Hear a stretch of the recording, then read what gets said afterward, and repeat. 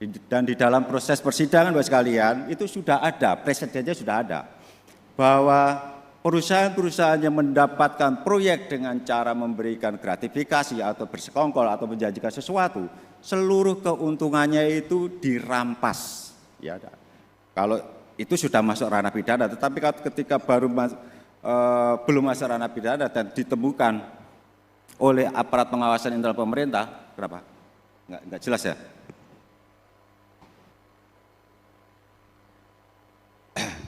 Tetapi ketika Bapak Ibu melakukan pengawasan kemudian menemukan ada penyimpangan dalam pengadaan barang dan jasa, nah itu seharusnya tidak harus lari ke aparat penegak hukum atau berakhir di persidangan, tetapi Bapak Ibu bisa melakukan itu tadi kalau diatur di dalam perjanjian, kan gitu kan.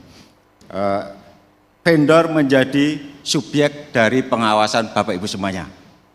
Saya yakin Bapak Ibu sekalian dengan berbagai upaya yang kita lakukan dalam mencegah korupsi di proses pengadaan barang dan jasa, keuangan negara itu pasti akan banyak kita selamatkan. Sekali lagi, belanja pemerintah terkait pengadaan barang dan jasa itu sangat besar Bapak sekalian, dan praktik ya atau kejadian yang ditemukan oleh KPK dan aparat penegak hukum yang lain, permintaan fee itu sudah menjadi suatu hal yang lazim. Ya, fee proyek antara 5 sampai 15% itu ada sesuatu yang lazim. Gitu. Saya yakin Bapak Ibu bukannya tidak tahu ya, bukannya tidak tahu bahwa dalam proses pengadaan barang dan jasa itu ada persekongkolan, ada kesepakatan yang tidak baik. Tetapi sering yang Bapak Ibu hadapi adalah ketika berhadapan dengan rekanan-rekanan yang dekat dengan pusat kekuasaan. Kalau di daerah dengan kepala daerah tentunya.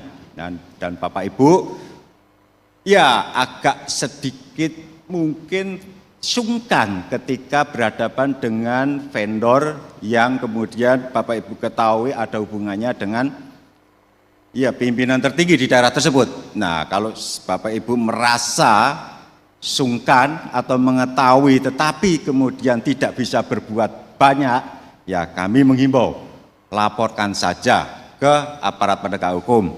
Kalau Bapak itu mengetahui aparat penegak hukum di daerah juga nggak efektif, karena kami paham Bapak sekalian aparat penegak hukum di daerah itu kan terikat dalam forum koordinasi pimpinan daerah, kan begitu.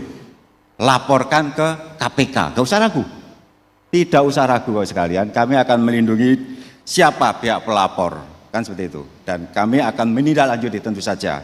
Nah, Bapak sekalian, pada kesempatan pagi ini nanti akan dipaparkan teknis-teknis audit ya berbasis elektronik tentu saja, e-audit ya, karena proses pengadaannya sudah secara elektronis lewat e-katalog.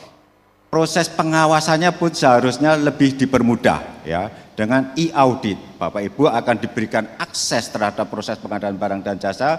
Bapak Ibu bisa melakukan monitoring day to day, setiap hari, setiap saat, apakah proses ini benar atau tidak. Sehingga upaya pencegahan dalam proses pengadaan barang dan jasa itu dapat dilakukan secara lebih efektif dan maksimal.